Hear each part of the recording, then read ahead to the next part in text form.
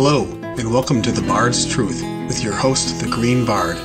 This is Dany's Dragon Bonds, Volume 1, Part 4, The Last Dragon Awakens the Last Dragons, where we conclude our analysis of Dany and her dragons in A Game of Thrones. A Game of Thrones, Daenerys 10. The beginning of this chapter, when she hatches the dragons, has a ton of foreshadowing of the hatching, while the tension that she may be planning to commit suicide increases. Yet in hindsight we know that after facing Mirri Maz Duur, her determination and strength do not wane. In enacting her plan, she solicits oaths of fealty from her cause and from Ser Jorah. She tells Ser Jorah that she's going to make him a dragon-forged Valyrian sword. One might think she meant that she was going to acquire one for him. I think it more likely that she planned to forge it herself, and this was a foreshadowing of the dragons hatching later in the chapter. We shall see whether this oath will have consequence in the next volumes. She nodded, as calmly as if she had not heard his answer, and turned to the last of her champions. Ser Jorah Mormont, she said, first and greatest of my knights, I have no bright gift to give you, but I swear to you, one day you shall have from my hands a long sword like none the world has ever seen, dragon-forged and made of Valyrian steel, and I would ask for your oath as well. As she builds the pyre and invokes the eggs, Jorah, thinking that she means to commit suicide on the pyre, protests and says to sell them in a shy. Again, she disagrees, adding to the tension. Clearly she decided she was meant to hatch them, but he and we couldn't know that at the time.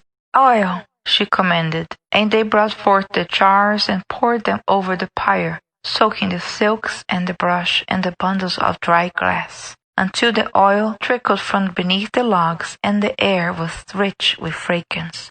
"Bring my eggs," Dany commanded her handmaids. Something in her voice made them run. Ser Jorah took her arm. "My queen, Drogo will have no use for dragons' eggs in the night lands. Better to sell them in a shy. Sell one and we can buy a ship to take us back to the free cities. Sell all three, and you will be a wealthy woman all your days." "They were not given to me to sell," Dany told him. Note that the value of the eggs is important to Jorah, who is a noble become pauper. The value of the live dragons also turns out to be a continuing motif going into the future volumes as well.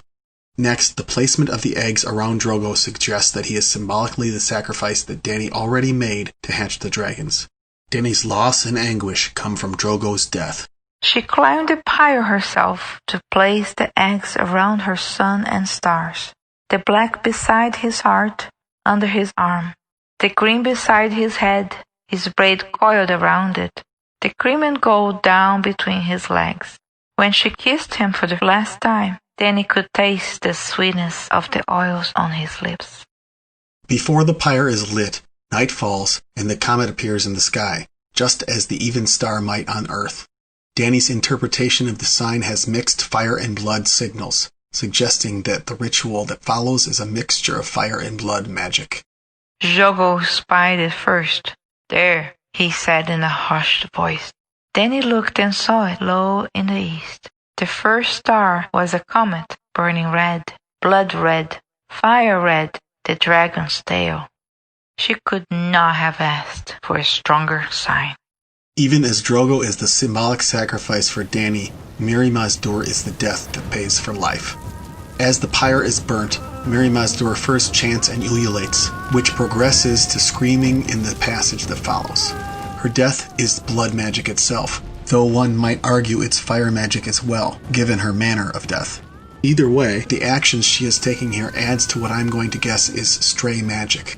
Whether she is trying to help hatch the dragons or to save herself doesn't really matter, in my opinion. She is adding to the overall magical conflagration. She is mentioned as having fallen silent, suggesting her death, at the end of the passage, so I don't think she was the one that successfully hatched the dragons. That credit goes to Dany. In the next passage, we get a last mention of her Kingsblood and identity as Blood of the Dragon. At the end of the passage, she embraces that identity, symbolically witting the fire. She could smell the odor of burning flesh, no different than horse flesh roasting in a fire pit.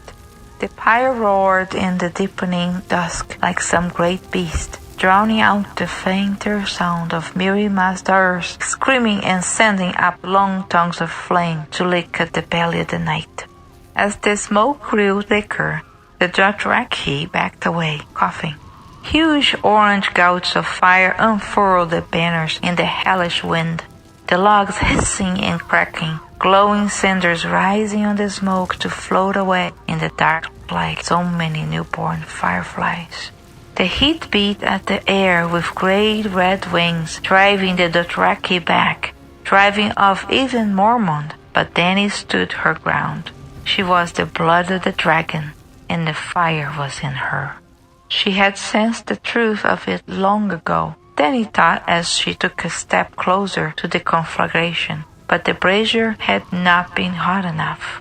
The flames wriggled before her like the woman who had danced at her wedding, whirling and singing and spinning their yellow and orange and crimson veils, fearsome to behold, yet lovely, so lovely, alive with heat. Dany opened her arms to them, her skin flushed and glowing. This is a wedding too, she thought. Miri Mazdur had fallen silent.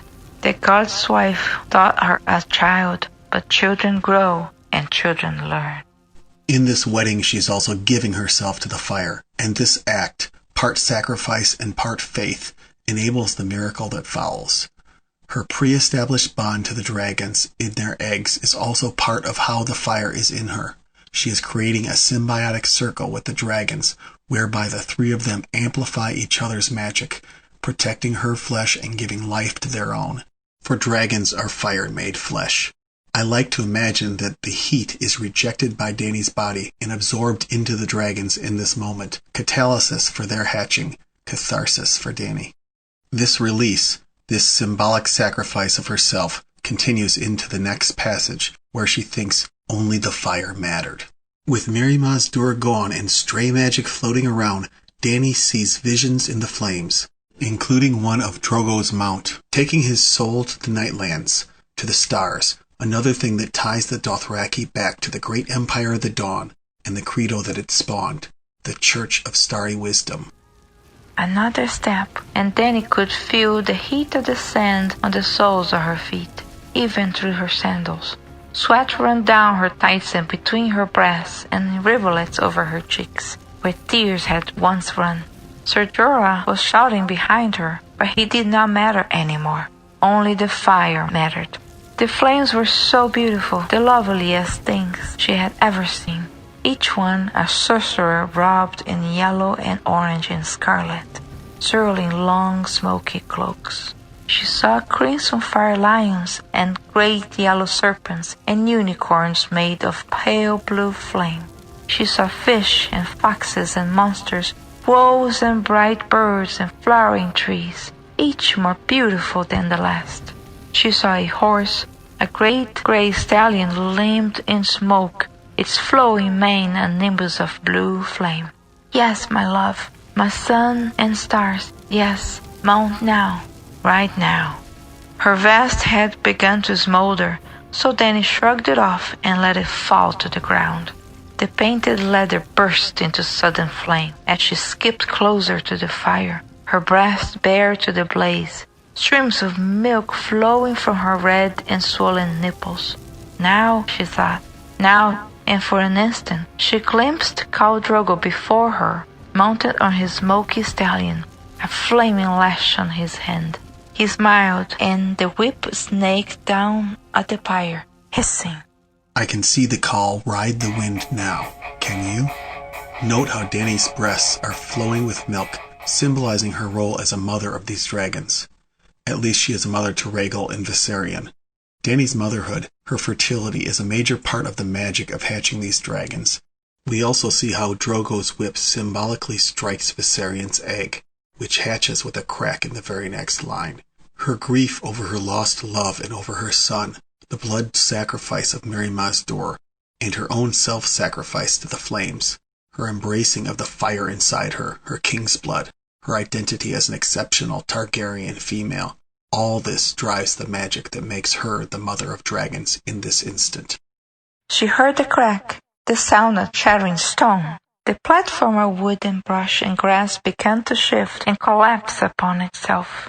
Bits of burning wood slid down at her, and Dany was showered with ash and cinders. And something else came crashing down, bouncing and rolling, to land at her feet, a chunk of curved rock, pale and veined with gold, broken and smoking. The roaring filled the world, yet dimly, through the firefall, Dany heard women shriek and children cry out in wonder. Only death can pay for life. Only death can pay for life indeed. Drogo rides to the Nightlands with the crack of a whip that births the first of Dany's children, Viserion. What is probably Rhaegal hatches next. As it happens, Dany further embraces the fire, and we see her exult in it, owning it. Here she calls herself Mother of Dragons for the first time. She also calls herself Daughter of Dragons, invoking her heritage, her Kingsblood. Then, calling herself Bride of Fire, shows her embrace of the fire magic intrinsic to that identity. With this on her mind, she steps forward, deeper into the conflagration, unburnt, and the final miracle happens, the hatching of Drogon. And there came a second crack, loud and sharp as thunder, and the smoke seared and twirled around her, and the pyre shifted, the logs exploding as the fire touched her secret hearts. She heard the screams of frightened horses, and the voices of the Dothraki raised in shouts of fear and terror, and Ser Jorah calling her name and cursing. No, she wanted to shout to him, "No, my good knight, do not fear for me. The fire is mine. I am Daenerys Stormborn, daughter of dragons, bride of dragons, mother of dragons. Don't you see? Don't you see?" With a belch of flame and smoke that reached 30 feet into the sky, the pyre collapsed and came down around her. Unafraid, Dany stepped forward into the firestorm, calling to her children. The third crack was as loud and sharp as the breaking of the world. Drogon is not just her child, though. He is the dragon she will eventually ride, her partner. She already established a deep bond to him in her first dragon dreams. Since that moment, his mind has been mingling with hers. He's been able to feel her every thought, see all she's seen, and hear all she's heard. If she symbolically wedded the fire here, the culmination of that fire being made flesh is Drogon. Drogon follows in a line of exceptional black and red dragons, such as Balerion, the Black Dread. He was the only one of the three that could reach out to Dany telepathically in her dreams. All 3 eggs are old ones. It's been 200 years since Alyssa Farman took these eggs from another special Targaryen female, Queen Rhaena Targaryen, who hatched Jaehaerys and Alysanne's cradle eggs, and whose daughter rode Balerion into Old Valyria. But if Drogon has been able to reach out telepathically, to listen during that entire period, he could be considered an old soul as well. Dany will need to work hard to exert control over Drogon, as we see in later volumes. The close of the volume comes next, where Dany is found with her 3 dragons among the ashes and embers. She was unhurt, unburnt. The 2 dragons that are wholly her children are suckling at her breasts, taking life from her even as their magic had helped to shield her from being burnt, giving her life. Drogon, her eventual mount, is curled around her head, signifying the mind meld between them. The cleansing fire magic that he provided her in the Dothraki Sea was certainly in effect here as well in keeping her unburnt. To further signify Drogon's difference from the others, we see how he looks at Jorah with eyes red as coals. I was unsure before starting this essay, but just as Ghost is a special, red-eyed direwolf, I believe that Drogon is a kind of special dragon, potentially the equivalent of a green seer of dragonkind. We'll watch for the evidence of this in future volumes. Let's also not forget that Jorah is the man those red eyes regarded. When the fire died at last, and the ground became cool enough to walk upon, Ser Jorah Mormont found her amidst the ashes, surrounded by blackened logs and bits of glowing ember and the burned bones of man and woman and stallion. She was naked, covered with soot, her clothes turned to ash, her beautiful hair all crisped away, yet she wasn't hurt. The cream and gold dragon was suckling at her left breast, the green and bronze at the right. Her arms cradled them close. The black and scarlet beast was draped across her shoulders, its long sinuous neck coiled under her chin. When it saw Jorah, it raised its head and looked at him with eyes as red as coals. Wordless, the knight fell to his knees. The men of her caste came up behind him. Drogo was the first to lay his arak at her feet. "Blood of my blood," he murmured, pushing his face to the smoking earth. "Blood of my blood," she heard Aegon echo. "Blood of my blood," Hakaro shouted. The oaths her Dothraki Khas swear after the miracle take on new meaning. Blood of my blood, once a strange tradition of strange people, now signifies Dany's Kingsblood and their own bond to the Magic Queen, their mother of dragons. This might be another reason to believe that Valyrians and Dothraki can both trace their lineage to the great Empire of the Dawn, to common ancestry. Something I also believe is true for the First Men and the Starks. In the final paragraph of the chapter, Drogon again demonstrates his unique place among the three dragons, hissing and blowing smoke first, potentially mirroring Dany as she rises, exulting in the adoration of her khalasar. The other two follow Drogon's lead. As Daenerys Targaryen rose to her feet, her black hissed, pale smoke venting from its mouth and nostrils. The other two pulled away from her breath and added their voices to the call, translucent wings unfolding and stirring in the air, and for the first time in hundreds of years, the night came alive with the music of dragons. Dany is fundamentally transformed by this magical ritual. Her life will never be the same. She has earned the adoration of her people, and now has 3 dragons, one which will be her mount, and perhaps her equal, and 2 who are her children. As we move into the next volumes, we'll continue to see the differences between Dany's dragons, and especially how Dany's bond to Drogon continues to develop. The magic intrinsic in her king's blood will continue to play a huge role, I have no doubt. Now that the dragons are hatched, they will continue to be bonded to Dany in one way or another as the story progresses. I continue to analyze this in Dany's Dragon Bonds Volume 2, covering A Clash of Kings. Thanks to all the terrific artists who let me use their work on this YouTube video. Thanks to my wife, the brushed bombshell, who narrated Dany's chapters, and to my daughter, the Saxy-based lass, who provided the terrific art of Dany's eggs. If you enjoy this content, you can also consider supporting us on Patreon.